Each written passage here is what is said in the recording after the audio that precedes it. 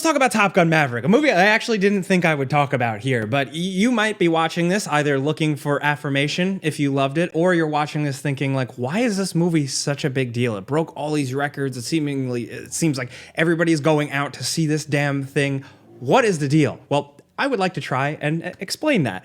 So some background for me, interestingly enough, like this isn't really a movie I think I would initially go for. You know, I like a war movie. I like Saving Private Ryan as much as the next guy, but like, I don't know. I don't immediately flock to these things, but Top Gun is different. And specifically, the first one was different. I also you guys know me by this point. I just like cool, like 80s stuff. You know, I can't help myself. I love Roadhouse, shit like that. Top Gun, actually, I never really got super hooked into until later on, watching it as an adult. And I was like, oh, this is just like a cool, simple movie from, I think, like 1986 or something like that. And it was really special because it was simple and it was focused around the relationships, the drama. It was almost like a soap opera in a lot of ways. And it just works. It's like just the right amount of corniness. There's a bunch of Kenny Loggins and it's sick. The music rips. And a sequel now in 2022 felt weird. I was like, I don't know about this one, guys. Tom Cruise, you know, if you like action movies like me, he hasn't really missed too much. And it's something like this, especially how he's been making movies or how the people he's been working with has been making movies, kind of seems like it would lead to a good thing. And it turns out it did with Top Gun Maverick. It is 100%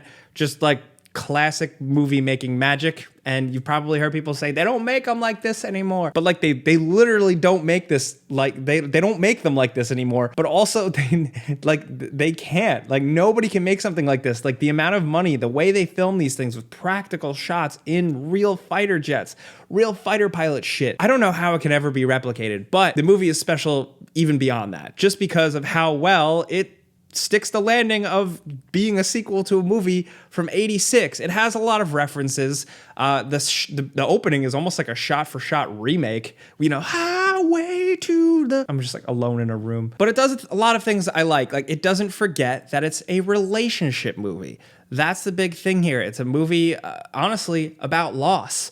The first Top Gun got really good, I think, when Goose died. It kind of told you what kind of movie it really is. You're like, oh shit, okay. That was all a buildup to feel the hit of his friend dying. And for me, it always really worked. And so that through line here really works. It keeps going and it's all about the emotion, Goose, the whole thing. It's really good, but it's also still manages to be corny and weird. So what's interesting about Top Gun Maverick, and it's another thing that it carries over from the first one, but stuff that you really don't see is just like the vibe, how simple it is.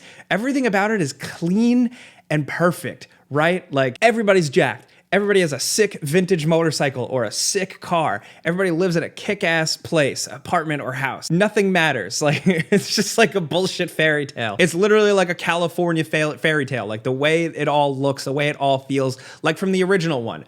Kelly McGillis living in that beautiful house on that street, on that like coastal highway road with no cars for no reason. And it's always the sunset. Why? Because it's cool. This movie carries that along. Jennifer Connelly lives in a kick-ass house. She drives an insane, like, expensive Porsche. She owns a bar. Why? I don't know whatever. Even Pete Mitchell, Maverick himself, like, has a million motorcycles and he lives in an airplane hangar. How? Why? Doesn't matter. It's cool. Like, that's the point. And I think it did a really good job of handling the whole thing. Like, so, full disclosure, I do really like Tom Cruise. Tom Cruise has committed a lot of offenses in the court of public opinion, but the movies he does, I like him. I've always liked him even before he's become this crazy, insane, intense action star. I like Vanilla Sky, Eyes Wide Shut, back to Cocktail, Jerry Maguire. I'm about all that shit. But I like that they kind of handled the fact, like I was like, this is going to be weird. It's going to be like cool old guy where it's like a guy pushing 60, but he doesn't look like he's pushing 60 and he's wearing the same jacket and he's riding the same motorcycle. They do a good job of like, they don't like directly jump on it, but they do a good job of like not, it's hard to explain. They walk a good line of it not feeling cringy. Like I was very concerned about that. There's parts where, you know, he is sitting at the bar alone wearing the jacket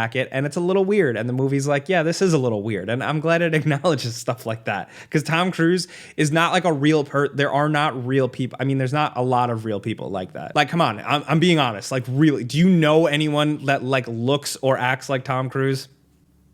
No. But his job progression is interesting. Testing the cool planes is cool, but also him kind of keeping that rank also fits with his character. It really makes sense. Also, I really like how they set up a new love interest here. They brought Jennifer Connelly in, who I didn't realize, like, I'm sorry, I apologize for not realizing this earlier. She's incredible. But the way they handle that relationship and how she comes in, it's not just like, oh, hey, I'm thing of the week. Like, it's a very like real, like, oh yeah, we dated a couple years ago. Yeah, how you doing? Yeah, that didn't work out. Like, that's very like, all right, cool. And just the way they set up that whole thing is very interesting and very refreshing. And it's like the obligatory love interest that is handled a little bit differently from how she handles a relationship, which is pretty spicy and pretty cool, to her having a kid, to then like the sex scene is like them not even really, it's like they kiss and then they just like sit on the couch and talk. And I was like, that's realistic. I saw somebody online say like the sex scene was more like a Cialis commercial, and I was like, you know what? Fine, it's different. And the way technically she's like a reference to a line in the original movie, it's cool. It's like a good kind of providing a depth of like, will they, won't they relationship on and off throughout their life, where it doesn't feel overly forced or just like a reference or something. But it tells a really simple, straightforward tale of still dealing with loss, still dealing with getting older,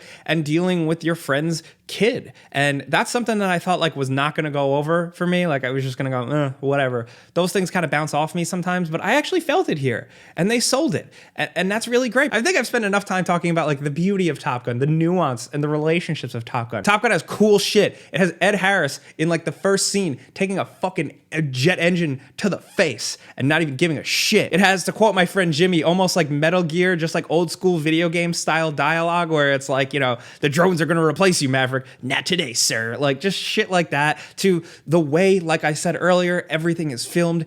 You feel everything. And I think the big thing you get from real fighter pilots in the planes is like the feeling of the actual like physicality of it. That sells it. It's better than just like Red 5 standing by. It's like Red 5 fuck standing by. Like it actually feels like it's real people in a hunk of metal doing something, and I like that. And it manages to do the same thing as the original, where it's just like it's a very small scale operation. There are military people involved, huge aircraft carriers involved, but it still feels like it's just a small tiny crew, a team that has to train and learn, and it's really all about training exercises more than any big mission. And it still manages to be so interesting. Obviously, the emotional payoff or like the action payoff is completing the mission, but like the build to it, the training to it, is just as interesting. Most movies you're watching and you're like, okay, when are we gonna get to the big moment where they do the thing? Here, like you actually care the whole time about them training and learning how to do it and going through the hardships and playing beachside football together with no shirts on, which was, I thought was a little weird that Tom Cruise was playing, you know, shirtless football with a bunch of kids. He was like just as jacked as them, but like, it was like funny because it was like they were all playing on the beach as a bunch of 20-something-year-olds, and then it just hard cuts to Tom Cruise throwing the football with also no shirt on. I was like, whoa, but he only plays for a couple minutes and then he goes and sits down. And I was like, that's realism. Anyway, you know, like I don't think I liked all of the crew as much as in the original. Miles Teller obviously kicked ass. I think he really sold it. He also like looks like Goose. It was very weird. It just really worked. They once again made training and all that stuff interesting. And it was to do a Star Wars ass mission, like straight up. It was literally like, we have to drop the bomb in the hole. It's going to be very hard to get there. We got to get there, go through the thing, drop the bomb, and fly away. And that was tight. I like that was like a similarity. So I think it was all that payoff. I thought it was good, simple soap drama emotion that was easy to get into, easy to feel the emotions. The fact that it made the original movie better, I think it strengthens a lot of the original movie. It's Tom Cruise doing his cool action guy thing. He runs in this movie. There's no need for him to run. Now it's like a joke. It's been a joke, but it's like, now it's like, come on. And it had good ass action that wasn't just a bunch of CGI bullshit. Sure, every movie has special effects now, but this all felt a little bit more tangible, a little bit more real, something that you could really look at and feel and have like real genuine escapism and not rubber band CGI Spider-Man. No, I love Spider-Man, but stop with the CGI suit. Anyway, it felt like good old fashioned, corny, cheesy movie making. It didn't take itself too seriously, but it was a shit ton of fun. My only complaint really is like, I wish the music was better but that's hard to top the first one, the time period, stuff like that. If you can't tell, I really recommend it. It's definitely a movie that I know some people don't like going to the movie theater, and I know some people still can't go to the movie theater. So it is awesome on the big screen, but I'd say just watch it with the sound loud, however you watch it. It is intense. It's a real feeling of a movie, and I had a shit ton of fun. I did go to the movies to see it, and the movie was so good, it gave me COVID. Yes. I think that's where I got it. I finally got it despite being safe and all the precautions. My goody two-shoes self hit me hard. So just be safe out there. Be well. Take care of yourselves. Top Gun is tight. The original Top Gun is tight. Go see that if you haven't. And go watch Roadhouse too. So then we can get a new Roadhouse movie with a CGI Patrick Swayze. All right, let me go. I just wanted to yap about that. I wanted to kind of get back into the swing of things since I literally just recovered from an illness. So thank you guys for listening to me ramble about Top Gun Maverick. Never thought I would do that, but I couldn't help myself. So if you like what I'm trying to do here, just talk about stuff I love. Clicking the like button's all you got to do, man. We appreciate it very much here. Thank you. But I'm Jake Baldino. See you guys next time. Pizza's on me. Subscribe because video games.